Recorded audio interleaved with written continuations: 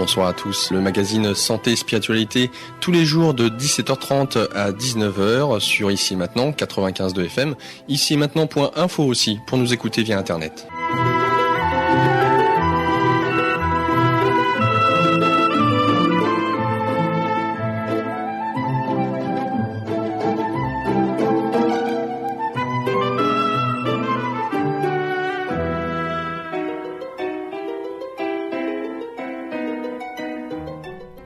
Bonsoir à tous ceux et celles qui nous rejoignent sur ici maintenant.info. Laurent, avec vous pour le magazine Santé et Spiritualité. On est bien sûr sur la bande FM 95.2, 17h30, 19h. Le magazine Santé et Spiritualité avec aujourd'hui Jean Duchazot. Bonsoir Monsieur Duchazot. Bonsoir Laurent. Comment allez-vous ? Très bien, merci.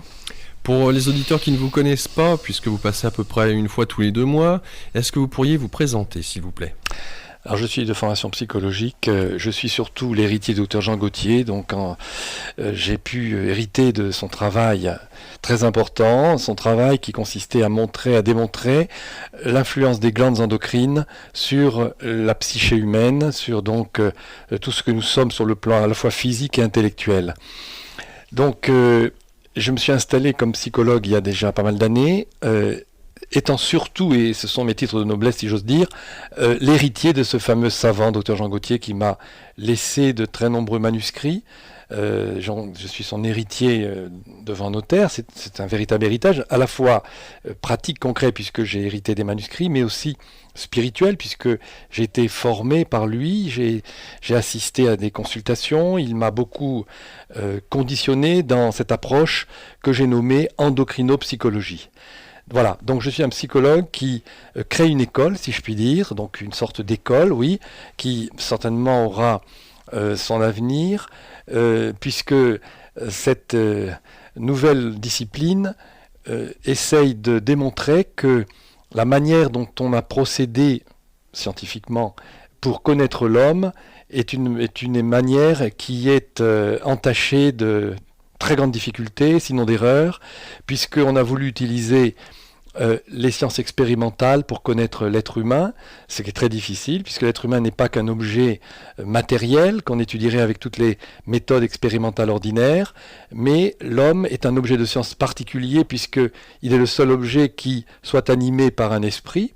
Donc on ne peut pas l'appréhender seulement par la méthode expérimentale des sciences de la nature, il faudrait pouvoir l'appréhender avec une méthode plus ou moins nouvelle qui tiendrait compte à la fois du corps et de l'esprit. Mais comme il n'y a pas de science expérimentale de l'esprit, eh bien c'est toujours laissé pour compte. Alors l'endocrinopsychologie essaye tout de même de créer une discipline, enfin disons de mettre les principes d'une nouvelle méthode d'approche qui soit à cheval entre le matériel et le spirituel. Le docteur Jean Gautier était donc médecin et vous êtes psychothérapeute. Vous avez créé l'endocrinopsychologie. Et ce qui m'amène cette question, c'est, d'après vos propos, le docteur Jean Gautier étant médecin, quelle était sa conception justement de l'être humain, qui peut-être était différente de la vôtre, qui êtes psychologue ?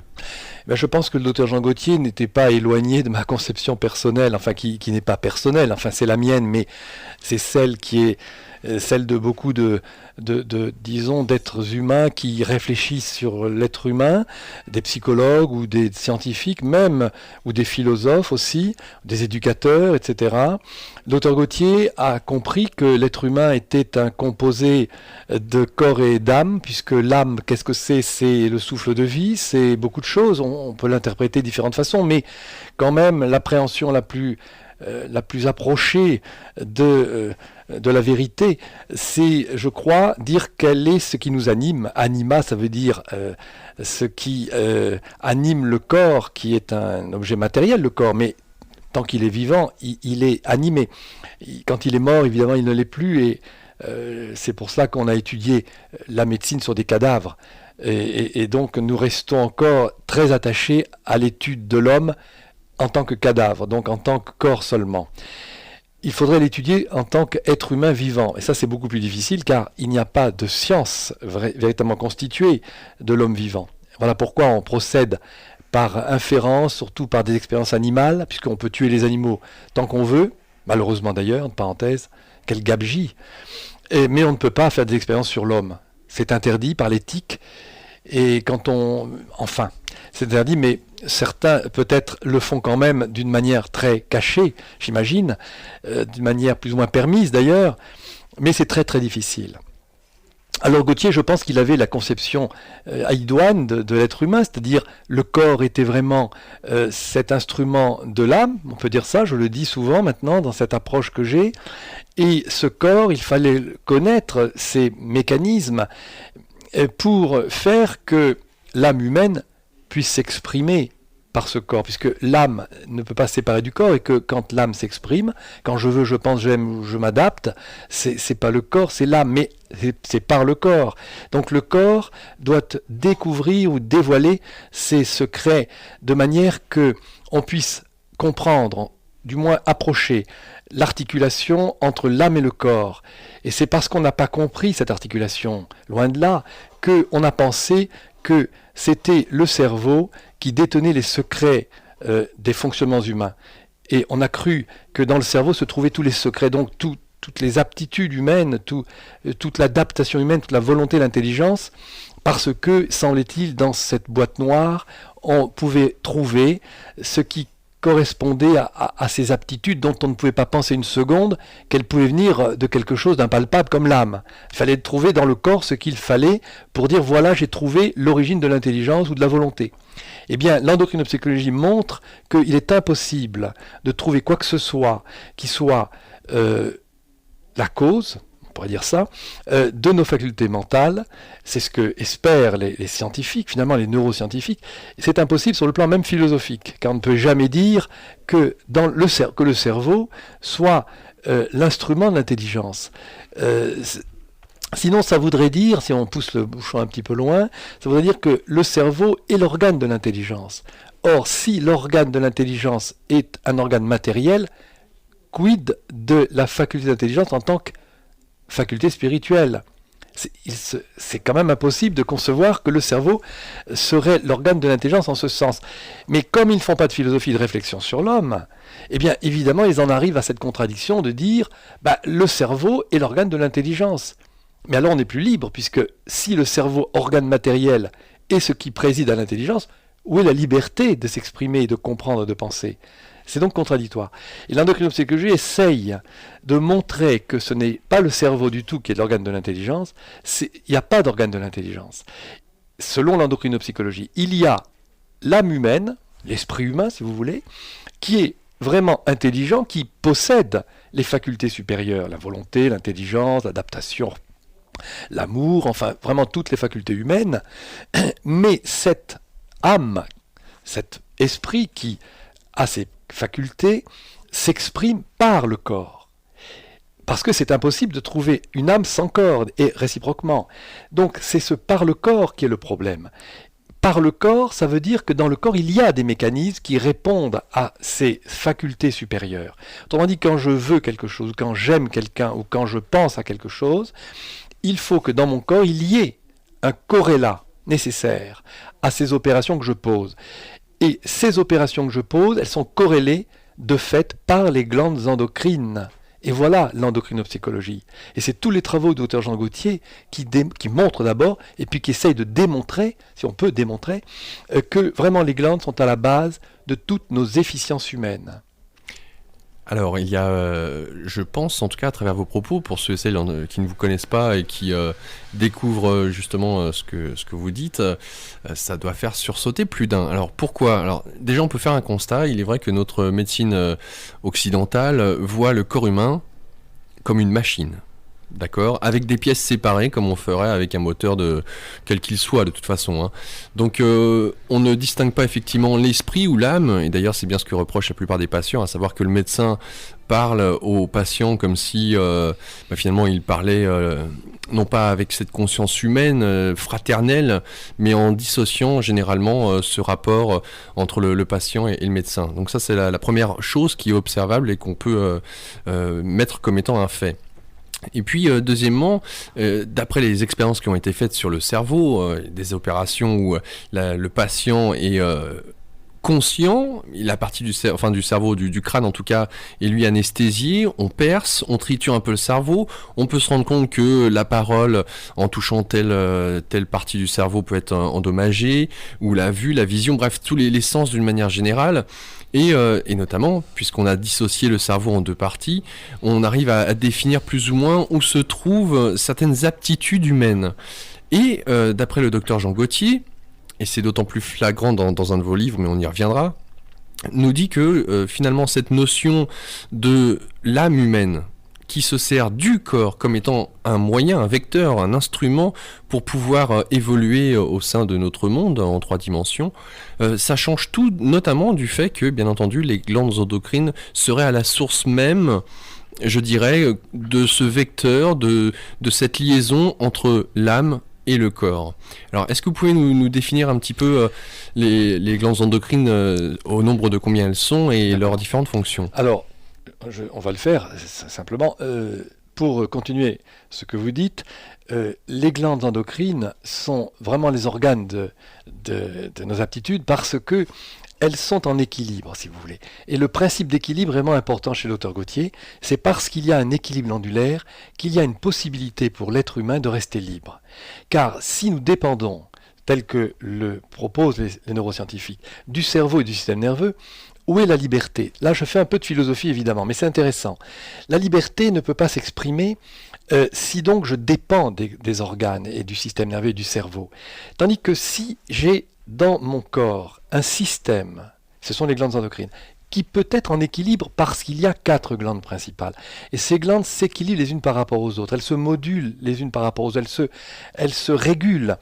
Eh bien, si donc j'ai un équilibre glandulaire, je vais pouvoir faire que dans mon corps, je vais pouvoir être penché d'un côté ou d'un autre, telle une balance qui a 2 plateaux. Je peux peser, une image qui m'est assez chère, mais qui peut peser quelque chose si elle est juste. Si elle n'est pas juste, évidemment, je vois qu'elle est fausse parce qu'elle penche d'un côté a priori, je ne peux pas l'utiliser.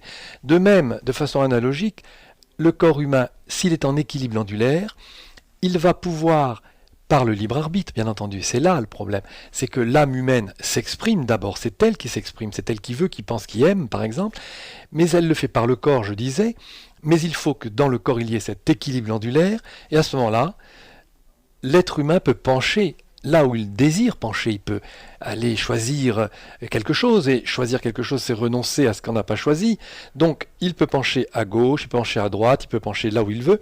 Donc, le libre arbitre s'exprime par un corps qui, pour qu'il soit un bon instrument harmonieux et nous laissant libres, il faut qu'il soit en équilibre.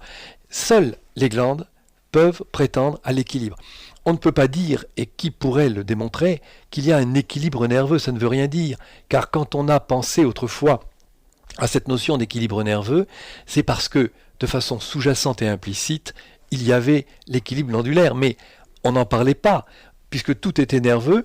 Mais comme on sentait que la notion clé de cette aptitude à penser, à aimer, à vouloir, était fonction d'un équilibre, puisqu'on disait il est équilibré ou il n'est pas équilibré, on ne savait pas trop ce que ça veut dire, mais on comprenait que il y avait chez celui qui était déséquilibré, par exemple, il y avait un vrai problème dans ses fonctions. Eh bien, cet équilibre devenait le nec plus ultra de la notion clé pour comprendre l'être humain, et on disait de quelqu'un il est en équilibre nerveux parce qu'on n'avait pas les moyens de montrer que l'équilibre était autre chose que le système nerveux. Il ne pesait être que glandulaire, mais il n'y avait que le système nerveux à se mettre tout là-dedans, alors on disait équilibre nerveux. Ce qui est étonnant, c'est qu'on disait équilibre tout de même, parce qu'il y avait dans la notion d'équilibre la possibilité, implicite encore une fois, je le répète un peu, de moduler son comportement, de pouvoir pencher là, ou là plutôt, et non pas d'être déterminé, c'est-à-dire d'être obligé d'aller là où je ne voudrais pas aller parce que mon corps m'y porterait. Est-ce que vous voulez dire que le déséquilibre glandulaire, d'une certaine manière, implique un déséquilibre d'ordre psychologique Mais est-ce que c'est aussi un déséquilibre d'ordre physique? C'est-à-dire que dès le moment où ces glandes endocrines seraient non pas dans cet équilibre, mais dysfonctionnelles, pourrait-on dire, est-ce qu'il y a des répercussions sur, en dehors de ces glandes, sur les organes qui sont périphériques? Parce que tout est lié encore une fois. Alors, pour répondre à ça, alors ce que j'aime à dire souvent, c'est un petit peu choquant pour un tas de gens, bien entendu, mais je le dis un peu pas pour choquer, mais enfin, parce que c'est une formule un peu raccourcie. Je dis, tout ce qui est psychologique, c'est glandulaire. Et tout ce qui est glandulaire, c'est psychologique. Alors, comment expliciter cette formule? Eh bien, parce qu'il n'y a pas de corps sans âme, ni d'âme sans corps, et que tout ce qui est psychologique, c'est-à-dire tout ce que l'âme humaine exprime, dans son être, vouloir, penser, aimer, s'adapter, se souvenir. Ce sont des facultés de l'âme humaine, encore une fois. Mais elle ne peut le faire, elle ne peut s'exprimer, l'âme humaine, que par le corps. Or, cette expression du corps, c'est par les glandes endocrines. Et quand j'aime, je pense, etc., c'est par les glandes endocrines, agissant sur le cerveau, certes, mais en premier, ce sont les glandes endocrines, les hormones. Eh bien, ce sont les hormones qui sont premières et qui conditionne notre état mental. Voilà, enfin, j'ai perdu mon petit fil, mais vous allez me rattraper ça. Merci de votre confiance. Alors justement, est-ce à dire, parce que quand on regarde, on va dire, l'espèce humaine d'une manière générale, hein, la question que j'aimerais poser, c'est finalement, qui est équilibré dans ces glandes endocrines? Où se trouve l'équilibre à croire que finalement nous sommes tous en déséquilibre, plus ou moins. Ben, écoutez, tout ce qui est glandulaire est psychologique parce que, pour reprendre mon fil, parce que justement, il n'y a pas d'expression de l'intelligence qui ne passe par les glandes. Donc quelqu'un qui a un sentiment, une émotion, quelle que soit une idée particulière, eh bien c'est par ces glandes qu'il l'a, parce que s'il est en hypofonction thyroïdienne, s'il est complètement fatigué, s'il a une insomnie totale pendant toute une nuit, disons, ses facultés intellectuelles vont être extrêmement laborieuses au matin, par exemple. Il va être très fatigué, il va dire non, je ne peux pas penser, je peux rien faire, il faut que je me repose, je suis incapable de rien. Parce que justement, ces glandes ont été dans l'incapacité de se régénérer et elles ne peuvent plus exprimer ces facultés supérieures. Le sujet ne peut plus ni vouloir vraiment, ni penser vraiment, ni agir, parce que ces glandes sont sinon déterminante, hein, mais conditionnante de ses facultés supérieures. Donc, je dis bien, il n'y a pas véritablement de séparation entre le corps et l'âme, et par conséquent, pas de séparation entre ce que fait la psychologie, ce que font les facultés supérieures, et l'expression glandulaire qui en sont le corrélat nécessaire. Bon, alors là j'ai fini, alors l'autre phrase... J'en allais en venir à une autre phrase sur finalement cette peut-être conclusion, si c'en est une, que nous sommes tous dans une certaine mesure déséquilibrés. Parce que si effectivement l'âme humaine s'exprime à travers les glandes endocrines, se sert de ces glandes pour, je dirais, incarner le corps, bien, oui. Et que l'âme est à même de pouvoir choisir, donc cette notion de libre arbitre, et que vous nous dites que des glandes endocrines déséquilibrées, c'est un libre arbitre qui est affecté. Donc, quand je vois autour de moi, encore une fois, l'espèce humaine dans sa globalité, et de ce potentiel de libre arbitre, est-ce qu'elle l'exprime réellement? Est-ce qu'elle l'exprime vraiment? J'aurais tendance à penser non, et dans ce cas-là, je me dis, là, il y a vraiment beaucoup de monde de déséquilibré au niveau de ces glandes endocrines. Très bien, alors évidemment, cette question est très importante. Nous sommes libres, bien sûr, mais dans une certaine mesure seulement, puisque pour être totalement libre, il faudrait qu'on soit des anges, c'est-à-dire sans corps. La liberté est le propre de l'esprit. Donc nous avons un esprit, une âme humaine, si vous voulez. Et cette liberté, c'est vraiment l'esprit, c'est pas le corps. Mais comme on est une personne humaine, nous avons un corps et une âme, nous ne sommes pas des anges. Et le corps a sa partie à jouer. Ce n'est pas que l'âme humaine qui joue, c'est pas parce que je suis un être humain que je n'ai qu'une âme. J'ai un corps nécessaire. Et ce corps est l'instrument, disais-je, de ces opérations spirituelles ou psychologiques.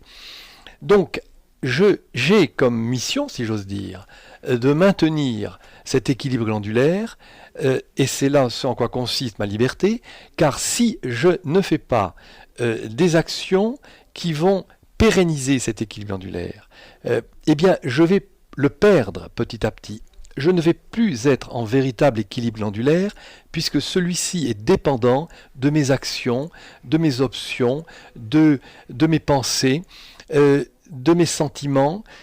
Cet équilibre glandulaire est donc quelque chose que je dois maintenir. Et je le maintiens encore une fois par mon propre libre arbitre, lequel agit vers quelque chose. Ce n'est pas l'acte gratuit je ne sais plus qui disait l'acte gratuit, j'ai oublié, c'est Gide. Ça n'existe pas. Nous faisons des actes en fonction d'un but que nous poursuivons. Eh bien, nous poursuivons quel but nous-mêmes, les êtres humains ? Eh bien, nous allons vers un certain bonheur, un équilibre que nous recherchons, une aisance, une humeur gaie, etc. Bon. Et puis les spirituels vont vers la découverte d'un Dieu, etc. Donc, les croyants, etc. Donc, nous allons vers un but. Nous savons que notre route est tracée vers quelque chose que nous cherchons. Alors, il y en a qui cherchent longtemps, il y en a qui cherchent avec des chemins de traverse, il y en a qui cherchent de façon plus droite, peu importe. Eh bien, la liberté que nous avons est nécessaire pour atteindre le but.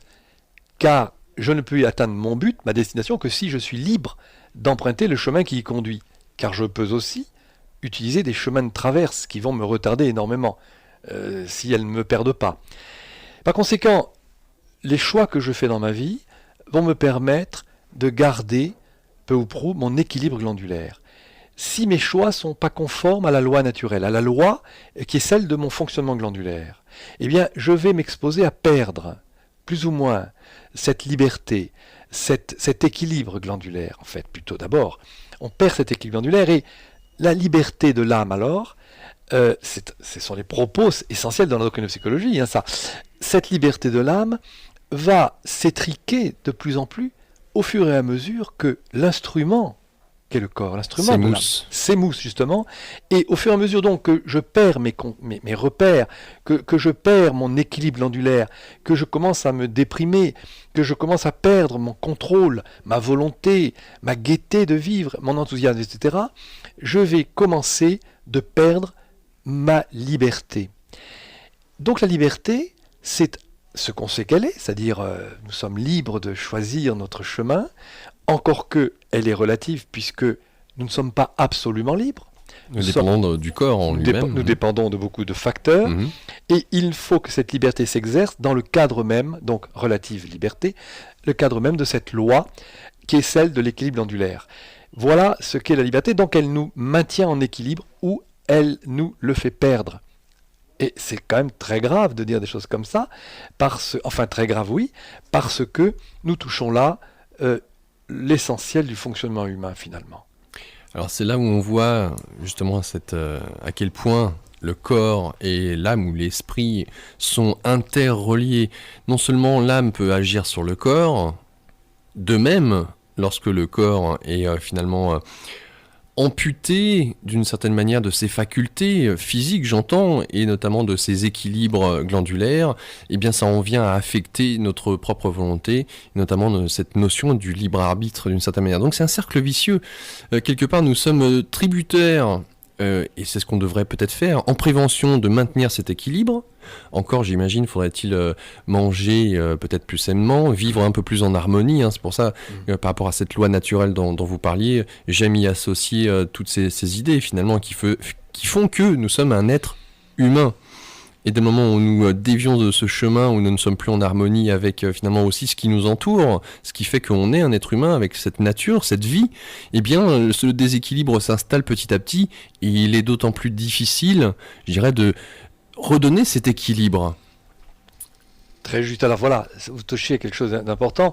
C'est lorsque justement on a perdu cet équilibre, lorsque quelqu'un est vraiment en difficulté psychologiquement, physiquement, émotionnellement, que... Alors là, on arrive dans le concret. Ce que je fais en clientèle, j'essaye de redonner cet équilibre glandulaire par les moyens que j'ai hérités du Dr Jean Gauthier d'ailleurs, par cette fameuse machine, ces champs magnétiques qui ont ce pouvoir de réguler tout le système glandulaire. Lorsque donc on est trop atteint, lorsqu'on ne peut plus trop se débrouiller tout seul avec notre libre arbitre qui ne peut plus agir suffisamment sur cet équilibre glandulaire qui s'est abîmé, eh bien là on a recours à des moyens un peu techniques qui vont essayer de redonner cet équilibre glandulaire de manière, il ne faut pas perdre de vue que c'est le but, de manière que l'âme humaine, donc l'esprit libre, donc nous-mêmes finalement, puissions agir à nouveau sur cet équilibre glandulaire qui a été mis à mal. Et quand les personnes ressentent cet équilibre qui revient, elles peuvent largement plus se prendre en charge, en main, et elles peuvent vaquer à leurs occupations, vivre à nouveau avec beaucoup plus de tonus, beaucoup plus d'enthousiasme, parce qu'elles ont retrouvé un certain équilibre glandulaire. Et pour être plus précis, on aurait pu, d'ailleurs je réponds ainsi à votre question de tout à l'heure à propos des glandes endocrines, quelles sont-elles et comment elles agissent. Eh bien justement, le docteur Gautier a montré que la volonté, qui est une faculté de l'âme, passe par le corps. Et dans le corps, il a montré que la glande génitale interstitielle a un grand pouvoir d'expression de la volonté. Pourquoi et comment ? Parce que la génitale est une glande de régulation. C'est une glande qui a été montrée comme étant la glande de la sexualité, officiellement. En réalité, elle n'est pas, dit le docteur Gautier, la glande de la sexualité. On peut le dire rapidement si vous voulez, dans la génitale, que ce soit chez la femelle ou chez le mâle, chez l'homme ou la femme, eh bien il y a deux parties. Une partie endocrine, qui est la glande interstitielle, puisque elle se situe dans les interstices des canaux séminifères chez l'homme, et dans le stroma de l'ovaire chez la femme, et une glande reproductrice, qui est la glande qui nous sert à nous reproduire, puisque elle sécrète les gamètes. Et ces deux parties glandulaires sont en réalité en opposition. Elles sont à la fois un peu synergiques, évidemment, mais en opposition. Et cette opposition a été montrée par des expériences qui ont été faites il y a assez longtemps maintenant, par des vétérinaires, que le docteur Jean Gautier a pu exploiter largement.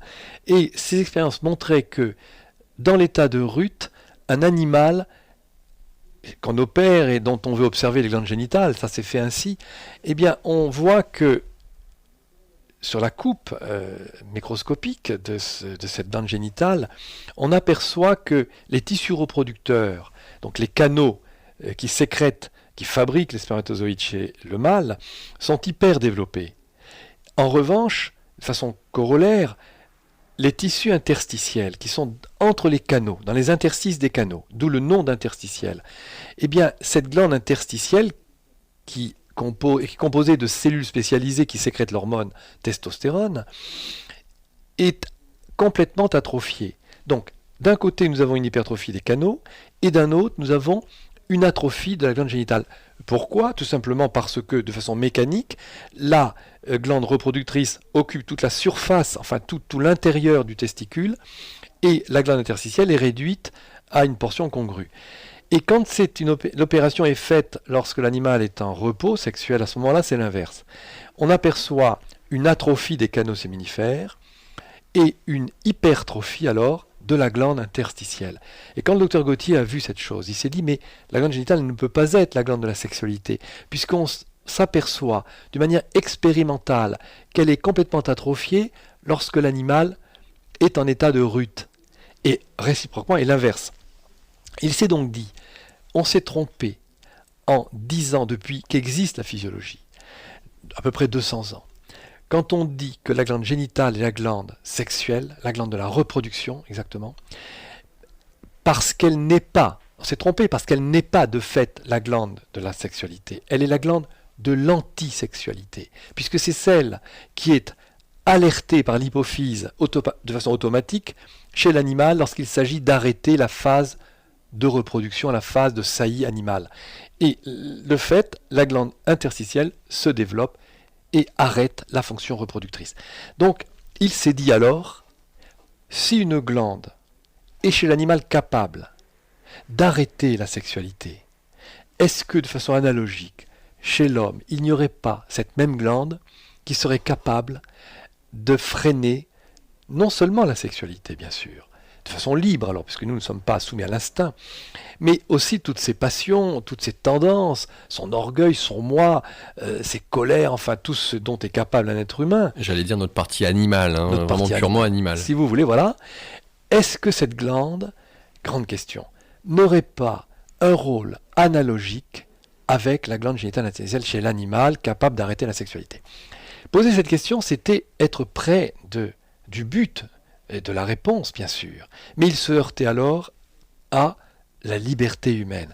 Si chez l'animal, qui n'est pas libre, il y a effectivement un arrêt sexuel de façon automatique, par une glande génitale interstitielle qui s'interpose, chez l'homme, il y a le libre arbitre. Et il se disait, mais on ne peut pas considérer alors que la glande génitale serait chez l'homme la glande du contrôle, parce que ça serait dire alors que c'est dans la glande qu'il y a le contrôle, non pas dans son âme humaine libre. Et là, ça lui a posé un problème. Parce qu'évidemment, l'analogie entre l'animal et l'homme, ou l'inférence était aisée, mais elle était fausse. Eh bien, il s'est sorti d'affaire en disant tout simplement, comme je l'ai un peu introduit tout à l'heure, que c'est l'âme humaine qui veut, qui pense, qui se contrôle. Mais elle le fait par la glande génitale. Et la glande génitale devenait alors le moyen corporel de contrôle humain, mais par la nécessité de faire intervenir le libre arbitre.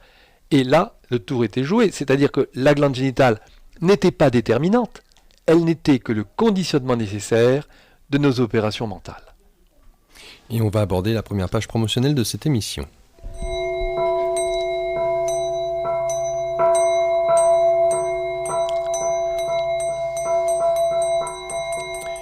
Avec nous aujourd'hui Jean Duchazot, psychothérapeute, qui a créé cette pratique, l'endocrinopsychologie. Pour avoir plus d'informations, un numéro de téléphone, un site internet. Le numéro de téléphone, le voici, un numéro de fixe, le 01 47 63 16 30. 01 47 63 16 30. Le site internet, equil-vital.info, equil, E-Q-U-I-L, tiret la touche 6 de votre clavier, vital, V-I-T-A-L, .info, et je vous recommande donc une série d'ouvrages qui vous permettront d'en apprendre plus sur l'endocrinopsychologie, notamment ces livres, Ces glandes qui nous gouvernent. Il y a aussi Le sommeil perdu et retrouvé, l'origine glandulaire du sommeil, Le secret dévoilé du corps et de l'esprit ou l'action prodigieuse des glandes endocrines. Alors j'ai eu l'occasion de lire ce livre, il est très complet et on voit à quel point notre corps se moule, se modèle, ne serait-ce que grâce à la prédominance de certaines glandes endocrines, et de voir l'impact avec ce que propose Jean Duchazot aujourd'hui avec nous, l'impact de sa pratique auprès de ceux et celles qui viennent le voir, de nombreux cas mis en avant qui sont, j'allais dire extraordinaires, mais il faut vraiment lire ce livre pour vraiment saisir à quel point c'est flagrant. Il y a aussi Le sommeil et les rêves ont-ils livré tous leurs secrets ? Et il y a aussi Connaître l'harmonie et les dangers de la sexualité, Le bégaiement, son mécanisme physiologique. Voilà, autant de livres, et notamment le prochain à paraître, L'origine de la folie, qui devrait sortir d'ici combien de temps ? 15 jours. 15 jours. Magnifique. Donc un préambule aujourd'hui alors. Voilà, fin de cette première page promotionnelle.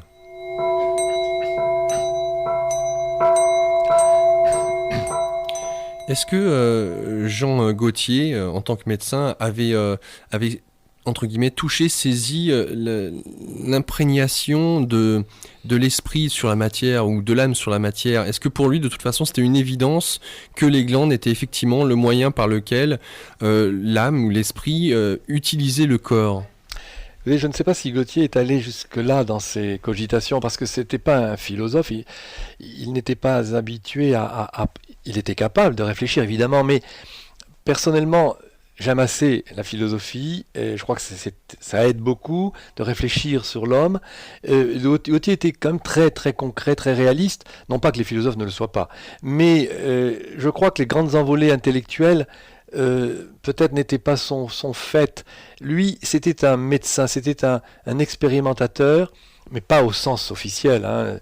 C'était un homme réaliste, et il a montré que les glandes étaient immenses dans leurs effets sur notre économie, parce que, il faut le dire, il avait souffert lui-même de ses déficits glandulaires, et c'est par son expérience personnelle qu'il a pu montrer ensuite, ça a été donc une chic note pour ses découvertes, qu'il a pu montrer ensuite que les glandes étaient si importantes au détriment de la prédominance nerveuse. Donc la grande thèse du docteur Jean Gauthier, il faut le dire, et je le remontre dans ce livre à paraître dont vous avez parlé, qui s'intitulera exactement l'origine glandulaire des troubles mentaux, en fait.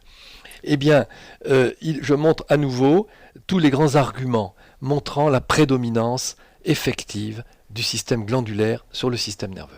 Et là, on peut se poser la question, je me mets à la place des auditeurs, je me dis, mais pourquoi un médecin aurait légué tout son travail, ses recherches, auprès d'un psychothérapeute ? Alors d'abord, je n'étais pas psychothérapeute à l'époque, puisque j'ai connu le Dr Gautier, j'étais assez jeune, j'avais 18 ans, j'ai été malade, j'avais des problèmes d'hyperthyroïdie, j'avais de l'arythmie cardiaque, j'avais beaucoup de difficultés de stabilité émotionnelle, scolaire, enfin j'avais beaucoup de choses à mon actif. Et ce sont mes parents qui m'ont conduit chez le docteur Jean Gautier, c'était en 1961, et quand le docteur Gautier m'a vu, il a dit « Oh là, quelle thyroïde, on va arranger ça ». Effectivement, pendant quelques années, en fait j'ai voulu poursuivre ce traitement assez longtemps, mais j'aurais pu m'arrêter avant, j'ai poursuivi pendant 5 ans, parce que je voulais en profiter sur le plan plus intellectuel.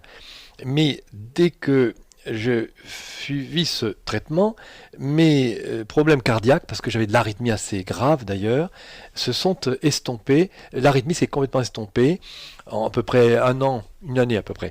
Et puis je voyais que ces traitements d'opothérapie, car à l'époque ce n'était pas la diathermie, c'est-à-dire ces champs électromagnétiques dont j'ai parlé, qui étaient tombés en désuétude après la guerre. Pour des raisons techniques, il fallait une cage de Faraday, etc.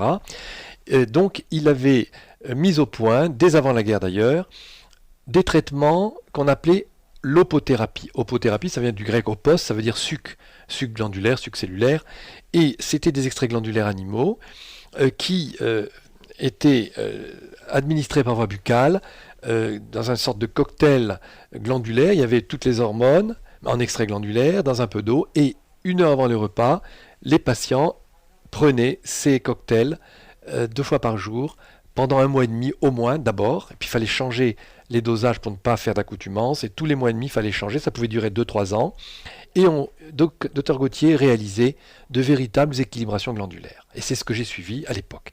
Donc, voyant que je me passionnais pour ces travaux, puisque dès lors que j'ai eu des résultats très intéressants, je me suis passionné pour tout cela, j'ai lu ses livres, je lui ai écrit, et j'ai fini par vouloir embrasser la psychologie, parce que la médecine, étant donné mes difficultés en mathématiques, puisque à l'époque, quand on est hyperthyroïdien, on n'est pas très fort en maths, et les matières scientifiques me rebutaient pas mal.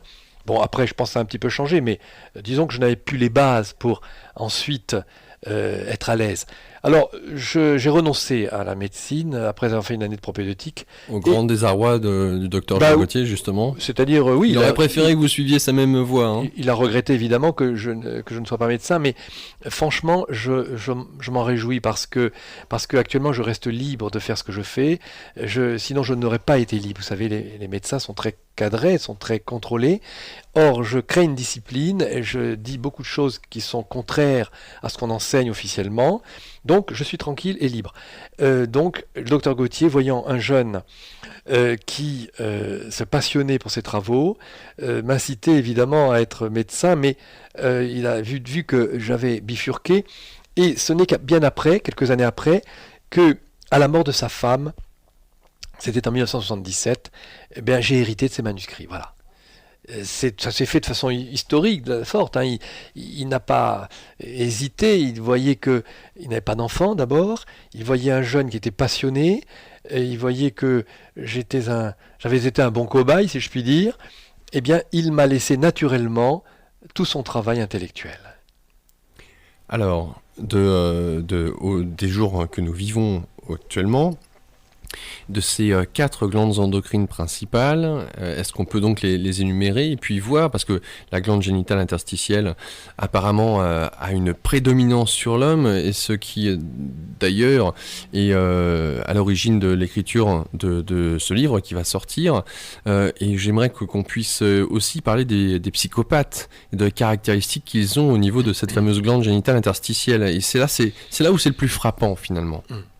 Bien, il y a 4 glandes principales, la thyroïde, l'hypophyse, la surrénale, la génitale. En 2 mots, l'hypophyse est une glande qui donne à l'homme ses caractéristiques, ses possibilités de calcul, de rationalité, d'évaluation, de vérification. C'est une glande qui permet à l'homme d'avoir une intelligence rationnelle. Alors, je vous explique pas trop comment, c'est un peu long, il y a des raisons. En fait, je le dis quand même en 2 petits mots.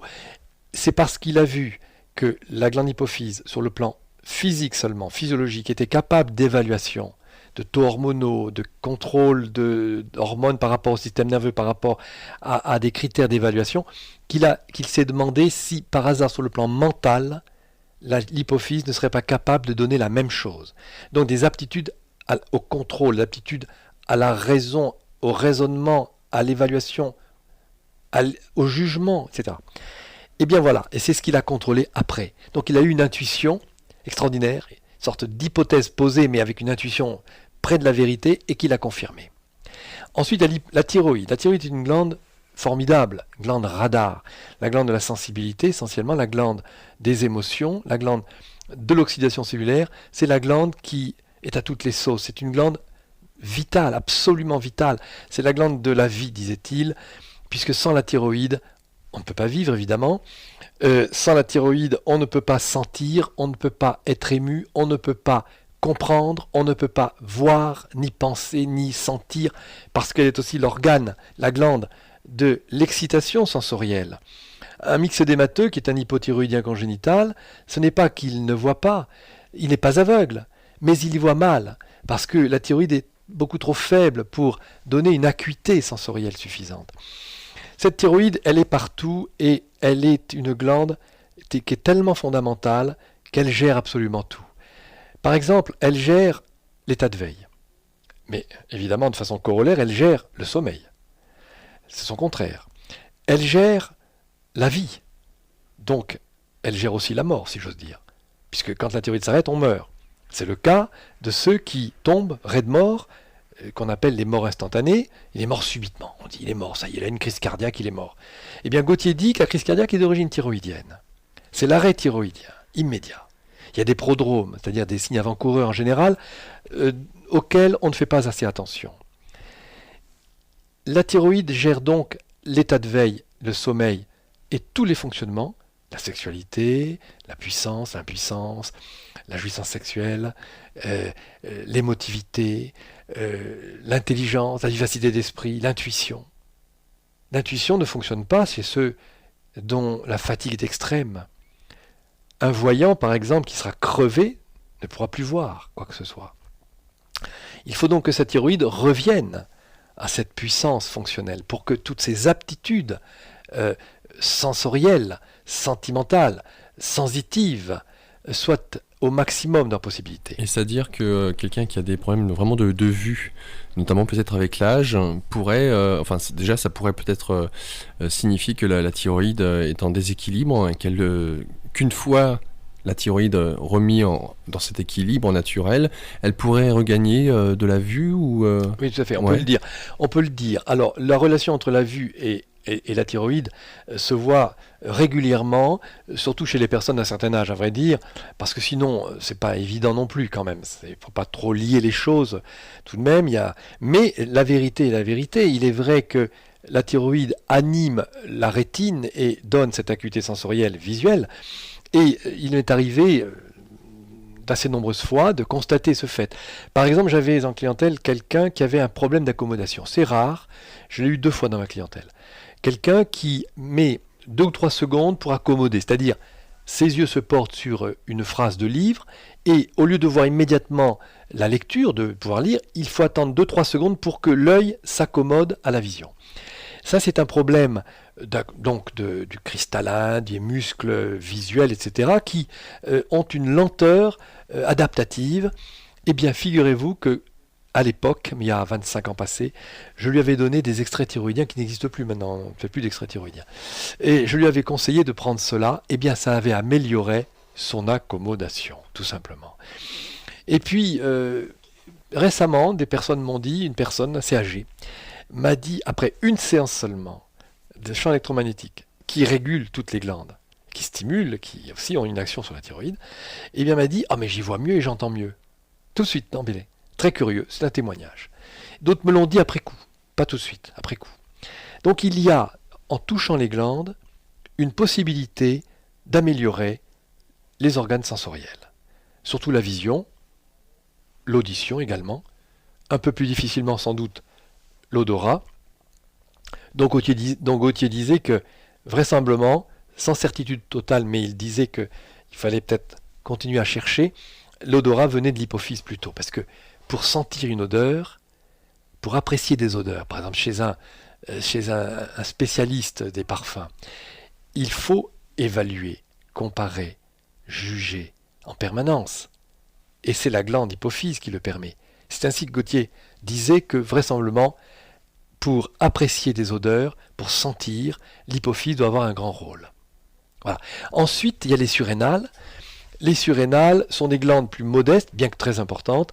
Elles ont un rôle de contrôle, ou de, disons, pas de contrôle, mais j'ai pas le mot, de contradiction avec la thyroïde, si vous voulez. C'est une glande antinomique, voilà, avec la thyroïde, puisque c'est une glande qui refroidit les téguments, alors que la thyroïde les réchauffe. La thyroïde est à la base de l'oxydation cellulaire, tandis que les surrénales, par l'adrénaline, sont une hormone, c'est une glande dont l'hormone principale, enfin une hormone principale, c'est-à-dire l'adrénaline, a un pouvoir antioxydant. Elle donne le tonus musculaire, elle donne le sens des réalités concrètes au point de vue psychologique, elle donne l'agressivité. On dit qu'elle est depuis Cellier, quelle est la glande du stress. Eh bien ça, c'est les travaux de Cellier qui ont à peu près 50 ans. Gautier n'était pas tout à fait d'accord. La glande du stress reste toujours la glande officiellement, la surrénale. Mais ces auteurs, ou cet auteur, a pensé que seule la surrénale, sous la tutelle de l'hypothalamus, donc du cerveau, était à l'origine du stress. En réalité, c'est la thyroïde qui est la glande du stress. Et elle agit sur la surrénale, bien entendu. Sans la thyroïde, on ne peut pas faire agir la surrénale. La thyroïde est la glande qui commande la surrénale. Ça, ce n'est pas très très officiel, à vrai dire. Ce sont les recherches qui le confirmeront, mais Gautier l'a dit depuis 50 ans passés. Preuve en est les expériences du célèbre physiologiste Cannon, Walter Cannon, un Américain, qui a voulu démontrer que l'animal en face d'un chien, par un chat, devant un chien qui aboie, est irrité, devient combatif à cause des surrénales. On le savait. Les surrénales, alors, déversent un grand taux d'adrénaline, et il le savait, on le savait depuis le début du XXe siècle, il a voulu démontrer tout simplement que c'est le système nerveux qui alerte les surrénales. Donc le chat était donc censé recevoir des ordres du cerveau qui dirige tout, comme on sait, n'est-ce pas?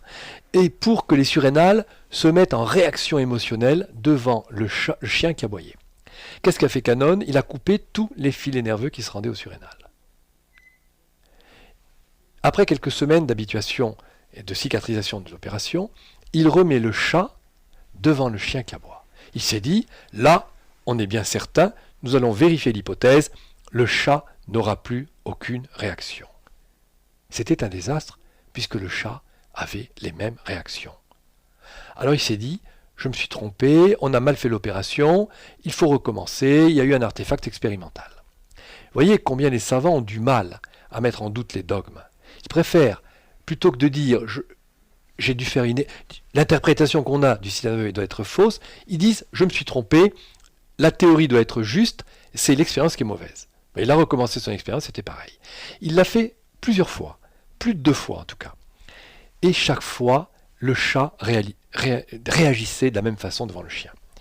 Et Gautier dit que ce n'était pas le système nerveux, qui alerte la surrénale en cas d'agressivité, en cas de stress. C'est la thyroïde qui alerte par voie sanguine la surrénale et qui lui permettait de se mettre en hyperfonction réactionnelle. Et voilà pourquoi le chat réagissait devant le chien. Si on avait enlevé la thyroïde au chat, il n'aurait plus eu de réaction, puisqu'un chat sans thyroïde se laisse écraser par une voiture qui roule au pas. Voilà à quoi servent, ou à quoi ne servent pas plutôt les expériences, quand elles n'ont pas à l'origine, à la base, une vérité confirmée, une thèse authentifiée, auquel cas là, il s'agissait de la thèse qui démontrait plutôt que c'est le système glandulaire qui l'emportait sur le système nerveux. Alors, quatre glandes, quatre petites glandes qui, d'une certaine manière, génèrent notre bien-être, ou pas d'ailleurs. Et ce qui m'interpelle le plus, c'est de voir justement ceux et celles qui se trouvent en déséquilibre. Alors, dépression, c'est une chose, on en a parlé un petit peu en début d'antenne, on va y revenir, mais aussi les psychopathes. Alors, pourquoi je mets le doigt dessus, encore une fois parce qu'ils ont une caractéristique bien spécifique par rapport à cette fameuse glande sexuelle interstitielle. Oui, parce que le docteur Gauthier a montré, et on va le montrer dans ce livre qui va paraître, que toute difficulté psychologique, mais assez grave quand même, parce que un psychopathe, c'est quelqu'un qui a des problèmes assez graves. Je ne parle pas de tous les gens normaux qui ont des difficultés adaptatives ou autres, psychologiques plus ou moins, ça peut-être, c'est pas très très grave. Mais n'empêche que tout de même, nous avons le même phénomène de difficulté d'équilibre glandulaire. Seulement les psychopathes, c'est d'un degré supérieur.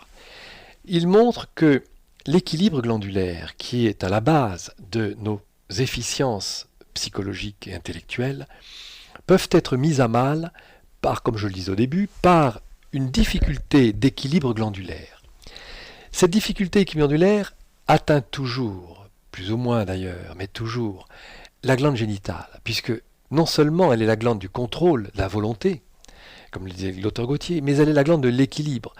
Elle est alors comme le pivot de la balance de Robert Wahl, pivot qu'on appelle le fléau de la balance, qui supporte le bras sur lequel reposent les deux plateaux de la balance. Eh bien, l'analogie avec la balance, c'est que la génitale est comme ce pivot de l'équilibre glandulaire. Et quelqu'un qui a un déséquilibre glandulaire qui s'est installé au fil des années, par quoi ? Mais par ce que je disais au début, donc je ne fais que répéter, par la vie qu'il mène. Nous avons tous des difficultés à vivre. La vie n'est pas facile.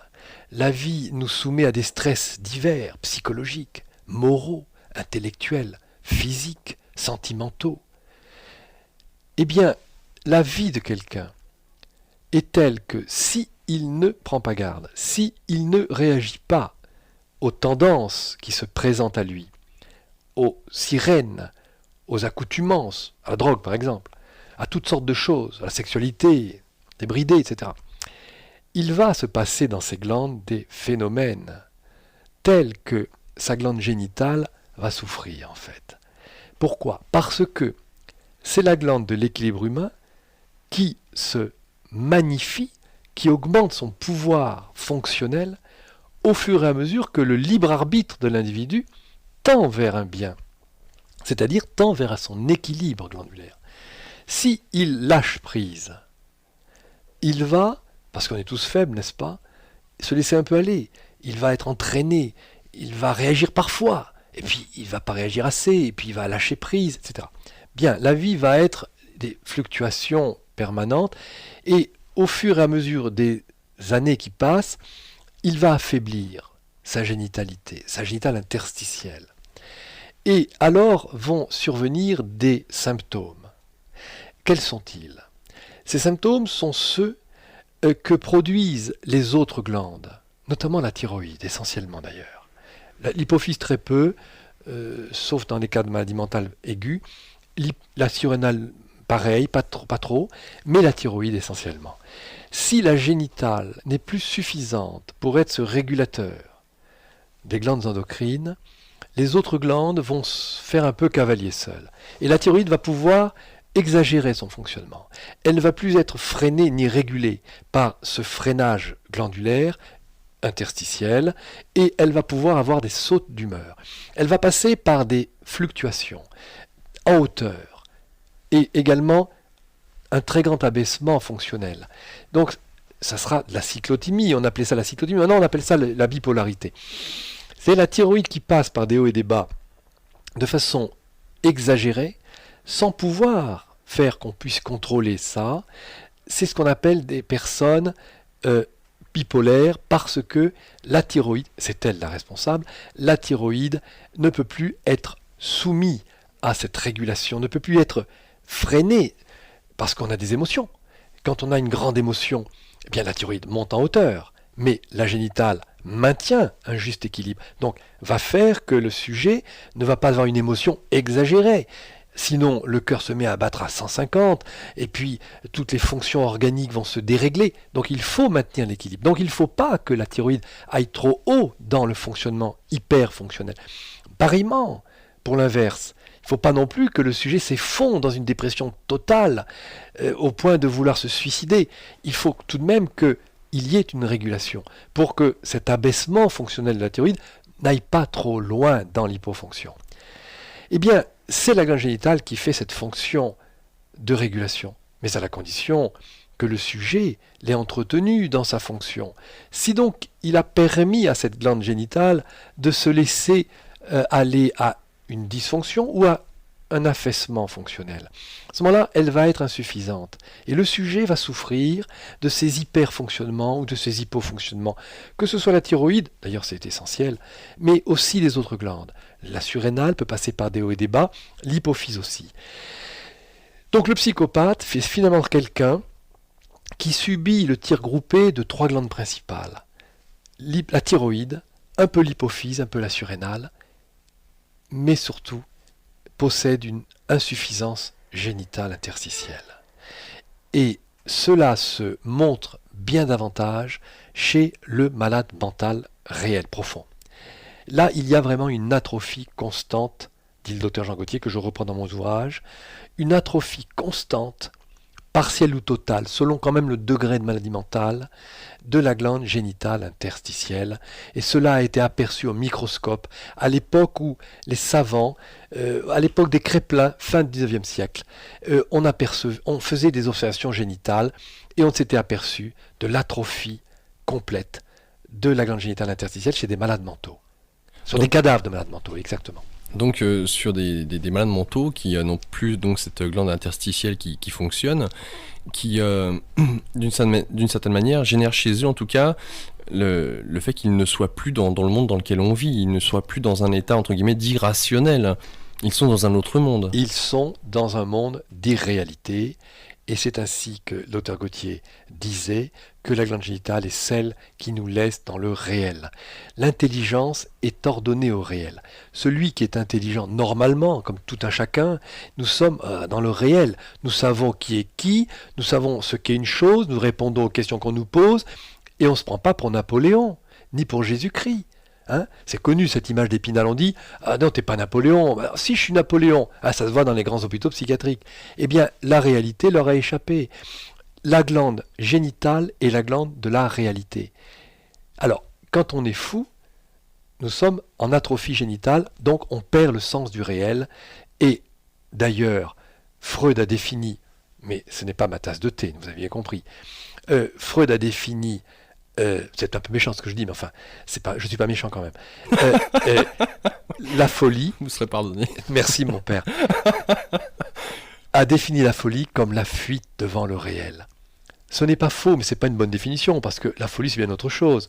Mais de fait, il a vu de nombreux fous toujours être en fugue et en fuite, parce que la réalité leur a échappé. Ils n'ont plus ni l'intelligence, ni la régulation intérieure pour être dans le réel. Et ils sont dans l'irréel, donc dans l'imaginaire essentiellement.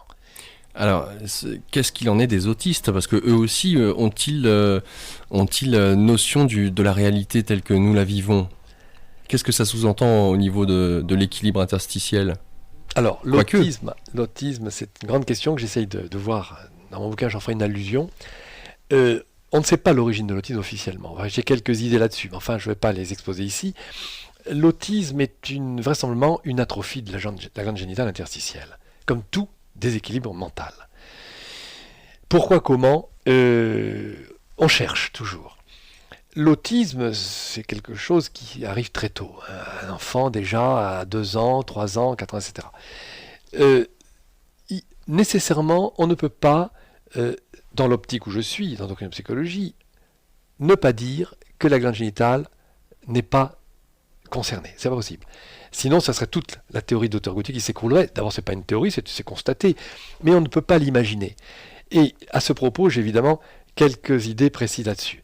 Donc l'autisme, comme par hasard, l'autisme est défini dans le dictionnaire des termes médicaux comme la schizophrénie de la petite enfance.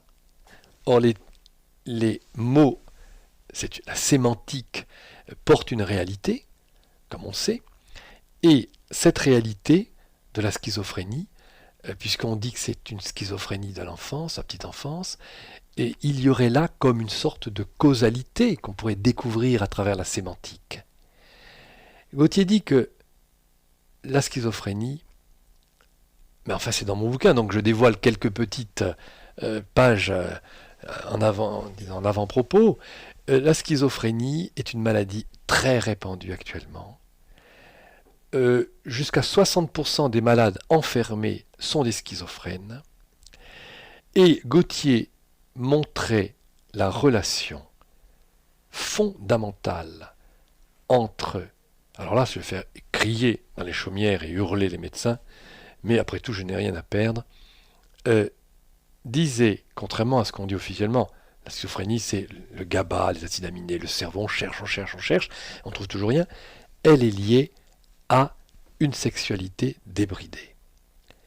La thyroïde se met en l'air, puisque la sexualité, j'en ai un livre complet, est opérée par le biais nécessaire de la thyroïde, sans laquelle il n'y a aucune possibilité de jouissance sexuelle. L'abus de cette jouissance sexuelle amène la thyroïde à se débiliter et l'interstitiel également. Ce qui fait que le sujet se met à délirer petit à petit, tout d'un coup, mais doucement. D'abord, il y a des signes avant-coureurs, et puis s'il y a abus qui continue, à ce moment-là, il y a vraiment chute dans le délire et dans les troubles mentaux. Alors, Gautier était formel, c'est l'origine de la schizophrénie. Eh bien, vous avez compris qu'on ne serait pas loin, mais je ne dirai pas plus parce qu'il faut montrer et prouver quand même, que dans l'autisme, on aurait là peut-être une piste à creuser. On va aborder la deuxième page promotionnelle de suite.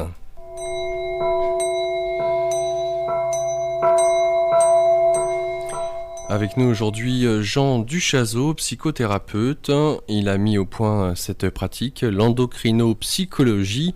Voici un numéro de téléphone pour avoir des compléments d'information, pouvoir le joindre, ainsi qu'un site internet.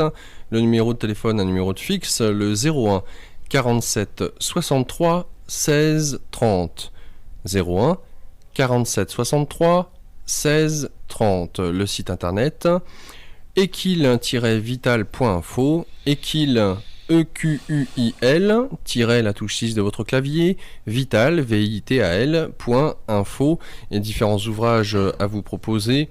Je les reprends depuis le début. Ces glandes qui nous gouvernent, ou encore le sommeil perdu et retrouvé, l'origine glandulaire du sommeil. Et ce livre que, en tout cas pour ma part, j'ai lu et qui est exceptionnel, sans vouloir mettre de la brosse à reluire, Le secret dévoilé du corps et de l'esprit ou l'action prodigieuse des glandes endocrines. Je vous invite vraiment à lire ce livre pour ceux et celles qui découvrent peut-être l'endocrinopsychologie. C'est assez impressionnant. Le sommeil et les rêves ont-ils livré leurs secrets ? Ou encore connaître l'harmonie et les dangers de la sexualité, ce dont nous venons de parler juste à l'instant, le bégaiement, son mécanisme psychophysiologique, et enfin le livre à paraître dont je vous laisse nous redire le titre. L'origine glandulaire des troubles mentaux. Dans 15 jours dans les bacs. Fin de cette deuxième page promotionnelle.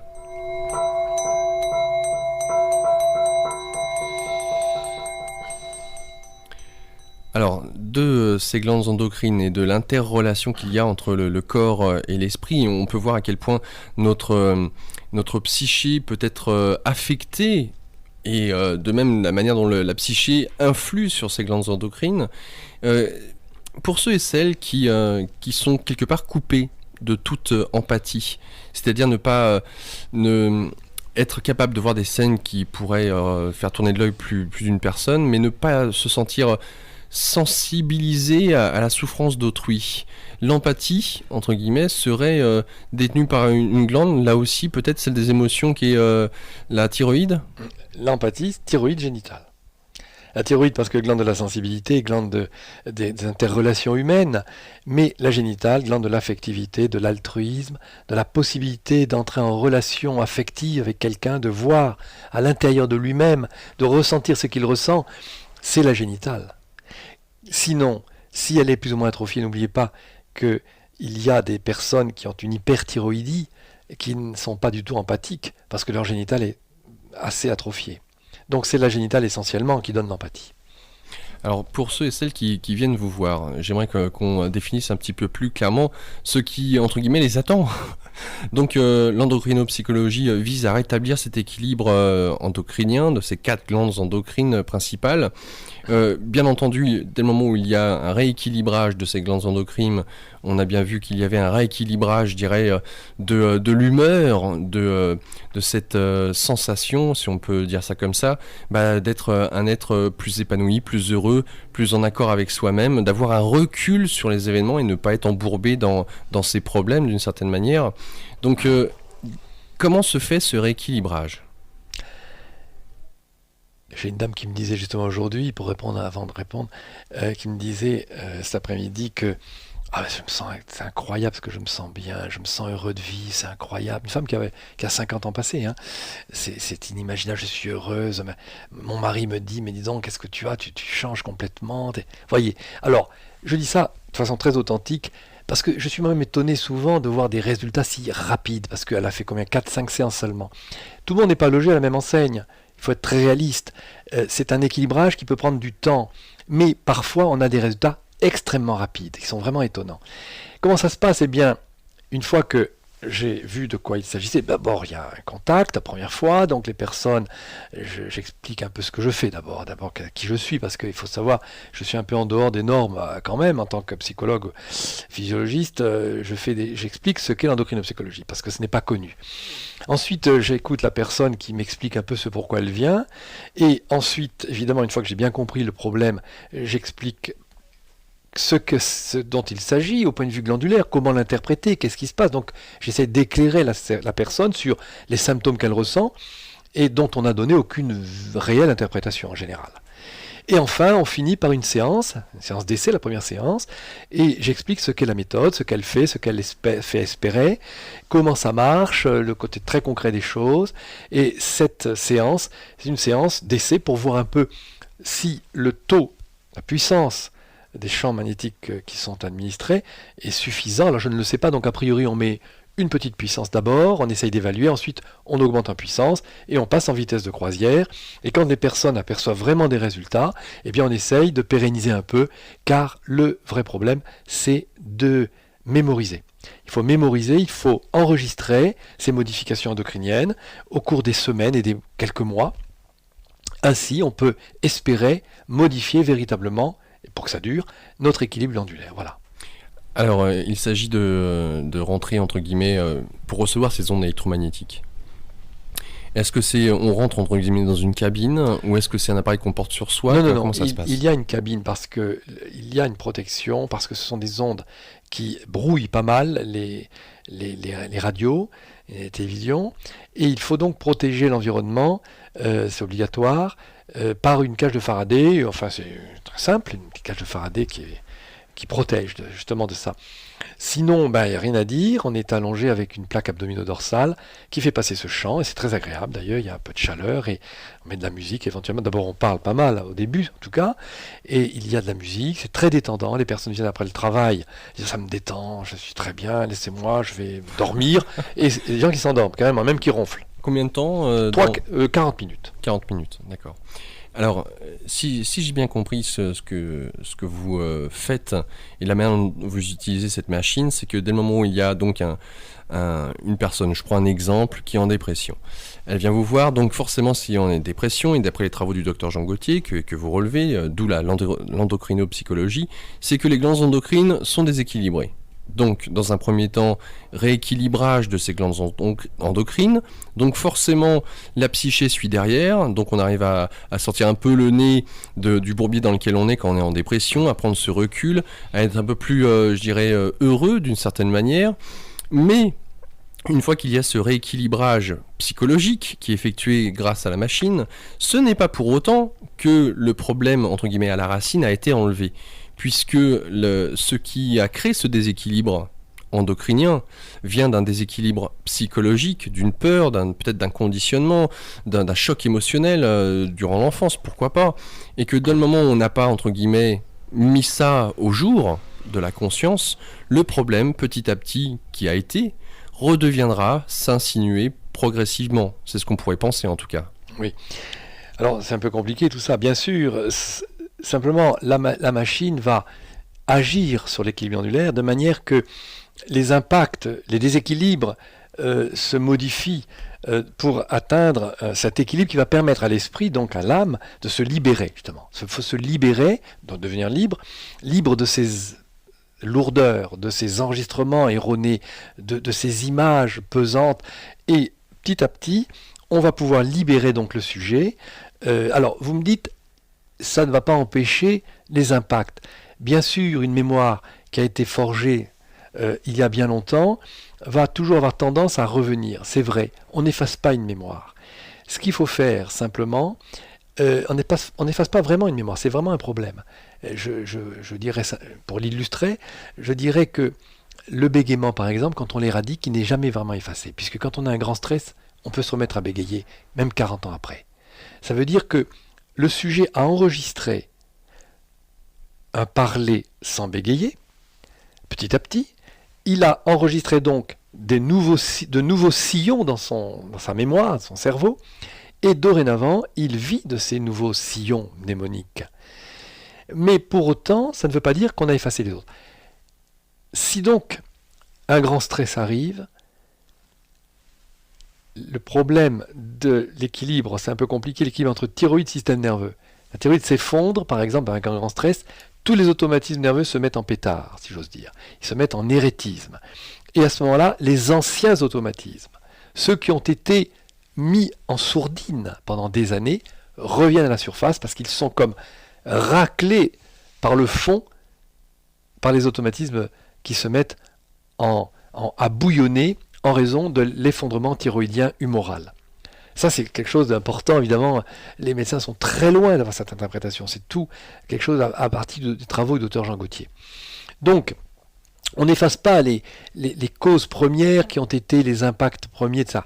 Mais on va en effacer les impacts principaux, si vous voulez.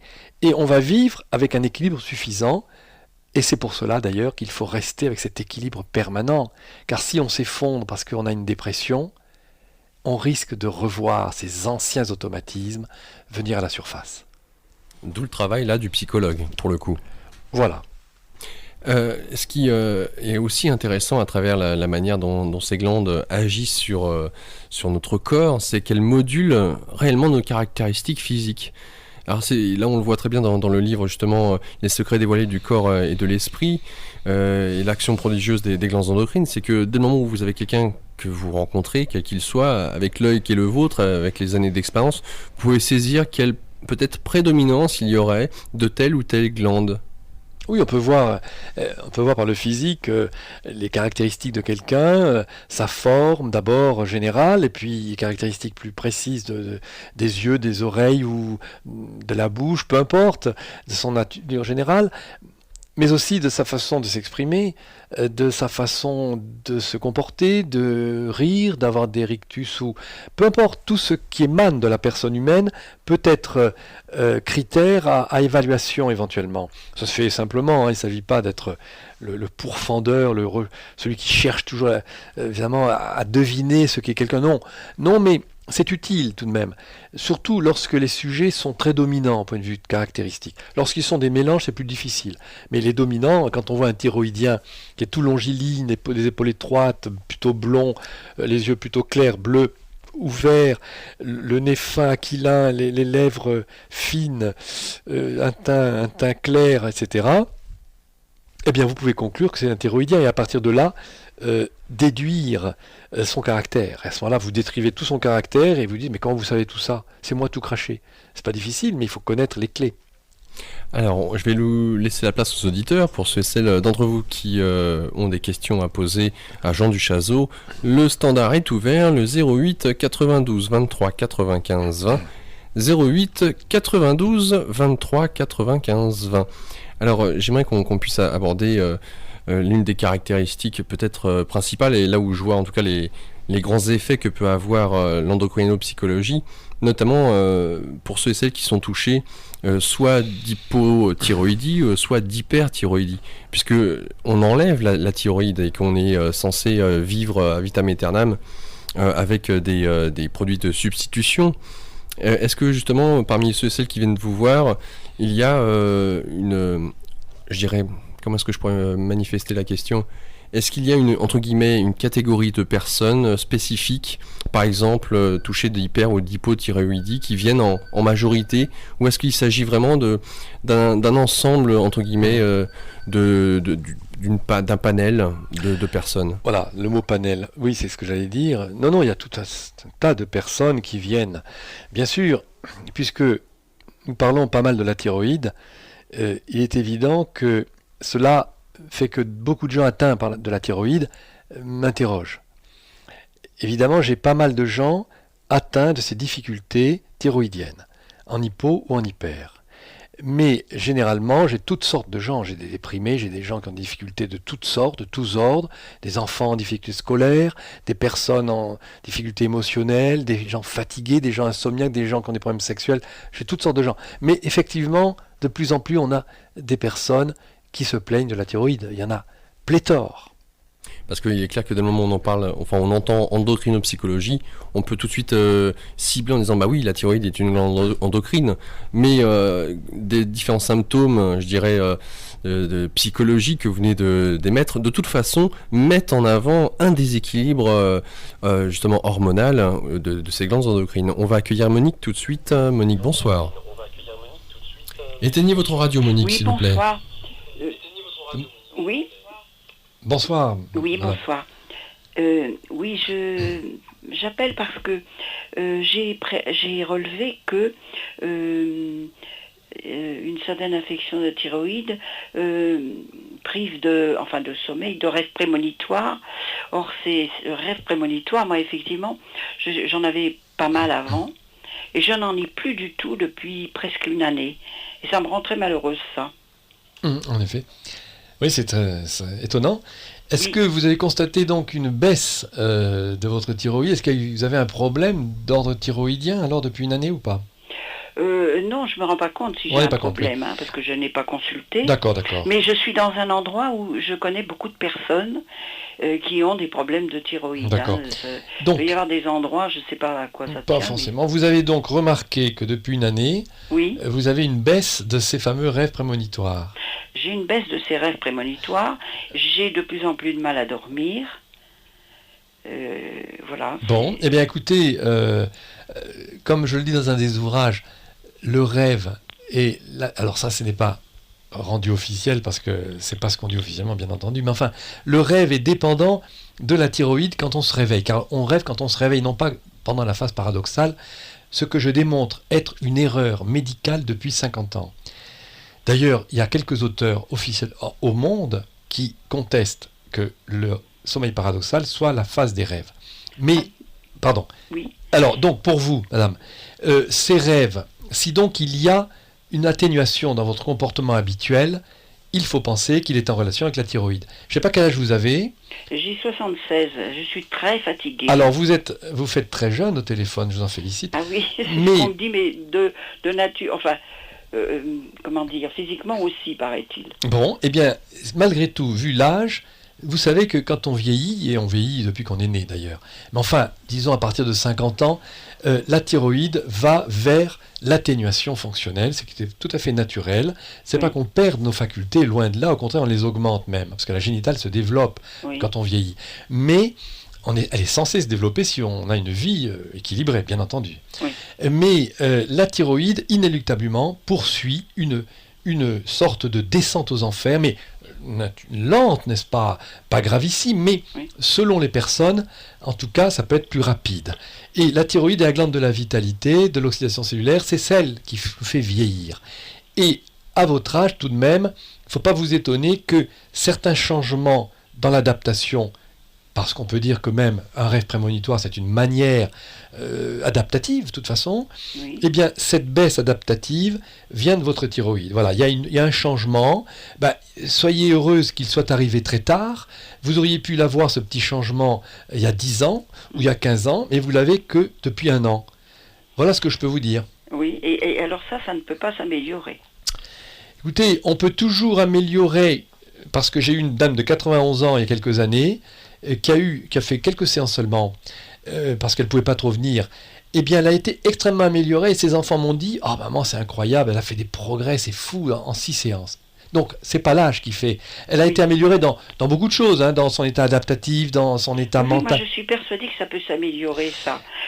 C'est intuitif chez moi, ça. Écoutez, voilà. Mais puisque vous dites, vous pouvez améliorer.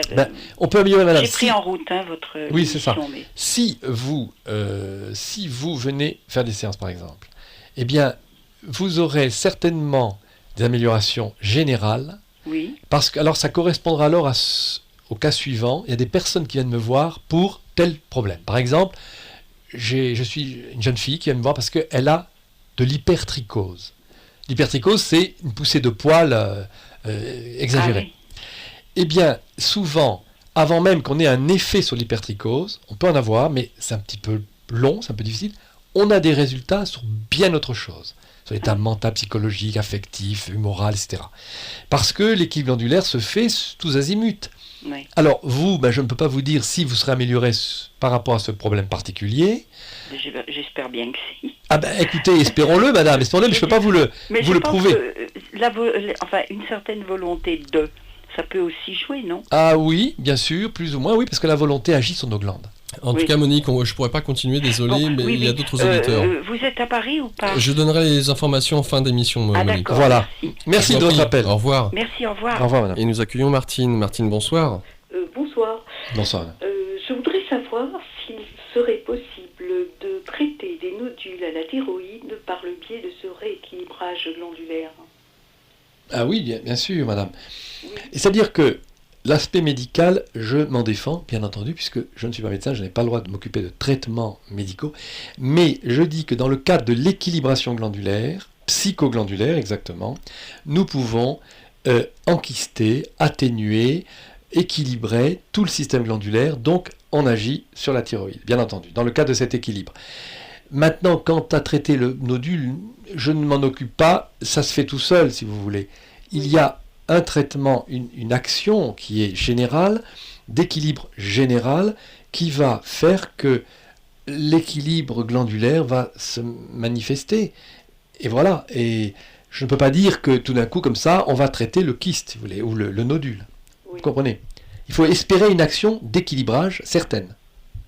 Générale, quoi. D'accord. Donc on peut espérer une régression. Alors on peut espérer une régression. Simplement, je ne peux pas le dire de manière catégorique. On peut l'enquister, on peut stabiliser sans problème.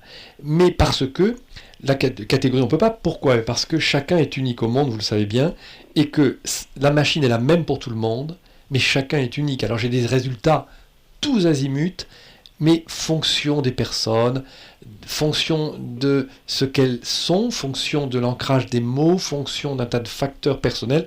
Donc, c'est pour ça que je dis, il faut essayer. D'accord. Voilà. Très bien. Écoutez, je vous remercie. Merci, Bonsoir, Martine. Merci. Au revoir. Bonsoir. Et nous accueillons Christiane. Bonsoir, Christiane. Bonsoir. Bonsoir, madame. J'ai écouté avec une très grande attention votre émission, mais je n'arrive pas à savoir quelle radio c'est. Alors, quelle radio je suis? La radio Ici et Maintenant, 95.2, Paris-Île-de-France. Ici, vous dites? Ici et Maintenant. Ah, Ici et Maintenant, d'accord. J'ai bien écouté le docteur Duchesneau. Il n'est pas docteur, il est psychologue. Oui, bon, alors psycho. J'ai une prise de poids, je crois, normale, étrange, parce que je ne suis pas une bouffeuse particulière. Bien sûr, je bois un peu de vin, peut-être que c'est mauvais, mais en écoutant ce qu'il disait, j'aimerais savoir s'il fait des examens de la thyroïde avant, enfin, tous les examens qu'on fait quand on va le voir. Non. Je ne m'occupe pas de faire des examens. Les personnes le font d'elles-mêmes avec leur médecin. Ça, c'est pas mon rôle. Mon rôle, c'est l'équilibrage. Et l'équilibrage se fait évidemment en fonction de certaines caractéristiques que je connais. Et ces caractéristiques sont d'ordre clinique, si vous voulez. Elles ne sont pas d'ordre, comment dirais-je, de l'ordre du laboratoire. Elles ne sont pas de l'ordre de la biochimie. C'est de l'ordre clinique. On a, avec le docteur Gauthier, des critères nombreux de symptômes, d'effets produits dans le corps qui nous dirigent largement. D'accord. Voilà. Donc pas d'examen. Voilà. Je dis rapidement, j'ai eu un vol chez moi. Il n'y a pas très longtemps, mais spécialement de mes papiers, de mes affaires. Je suis une militante, donc j'ai été très inquiète. Donc le stress est arrivé. Inquiète. Ouais. Et bizarrement, donc je ne décollais plus de chez moi. Je ne décolle plus de chez moi pratiquement. Et j'ai eu besoin de reprendre la gymnastique qui m'a fait un grand bien et de laisser justement le vin. Parce que c'est un besoin immédiat. Mais excusez-moi, Christiane, de vous couper. Christiane, excusez-moi de vous couper, mais encore une fois, Jean Duchazot n'est pas médecin. Donc il est psychologue. Oui, mais sur le plan psychologique, est-ce qu'il pense que c'est lié à un problème de ce type? Enfin bon, de toute façon, je vais l'appeler, j'ai le voir. Ok, merci beaucoup. Je vous en prie, Christiane. Au revoir. Merci de votre appel. Alors d'ailleurs, justement, pour ce qui est de la prise de poids, pour ceux qui sont anorexiques ou boulimiques, est-ce que là aussi l'équilibre endocrinien joue dans la balance, si je puis dire? Ah oui, bien sûr. Tout le poids est totalement glandulaire. Tout le métabolisme est glandulaire, comme on sait, et le poids, la prise de poids, l'amaigrissement et le grossissement est dépendant des glandes. Simplement, c'est un peu difficile à cerner, puisque on dit officiellement que on maigrit quand on est hyperthyroïdien et on grossit quand on est hypothyroïdien. Ce schéma est extrêmement réducteur. Il y a des hyperthyroïdiens qui grossissent énormément et qui sont obèses, pour des raisons de fonctionnement d'équilibre. Si la thyroïde agit sur le foie, sur la surrénale, l'hyperthyroïdie n'empêche pas de grossir, de maigrir, bien au contraire. Voilà, donc il faut connaître un peu certains tenants aboutissants glandulaires pour expliquer un peu ce qu'est le grossissement ou l'amaigrissement. Dernière page promotionnelle avant de clore cette émission.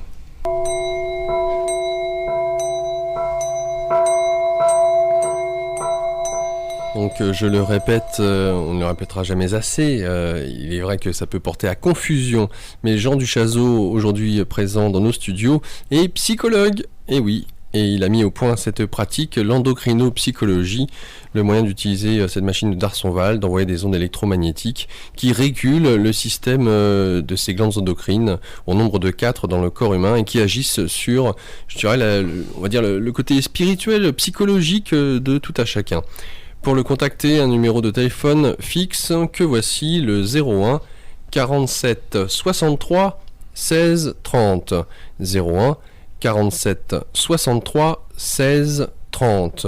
Le site internet, bien entendu, www.equil-vital.info.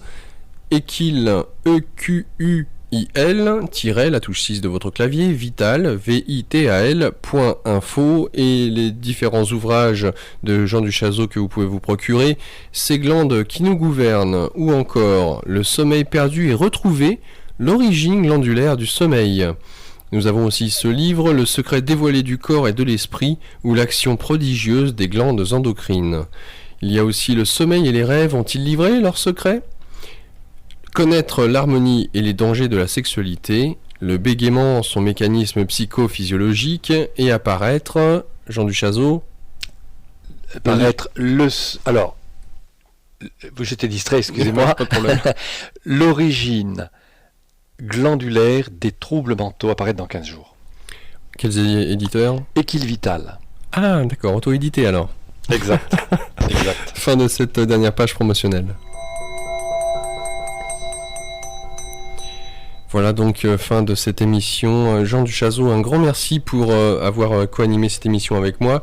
Pour ceux et celles d'entre vous qui se posent la question, quand est-ce que je pourrais réécouter cette émission, en tout cas l'intervenant, Jean Duchazot, il sera présent dans nos studios au mois de septembre pour la rentrée, en date du jeudi 24 septembre plus exactement. Jean Duchazot, merci, à la rentrée, bonnes vacances à vous. Merci Laurent, merci, à bientôt. Au revoir. Au revoir. La suite de nos programmes, bien entendu, sur ici maintenant.info, puisque nous quittons la bande FM 95.2, c'est terminé pour l'instant, puisque nous y revenons à 23h avec ce soir Tristan Moire et son émission Entrée dans le rêve. Tristan Moire qui fait l'analyse de vos rêves en direct à l'antenne. Sur ce, je vous souhaite à tous et à toutes un bon début de soirée à notre écoute et je vous retrouve demain 17h30 pour un nouveau magazine Santé et Spiritualité. Au revoir.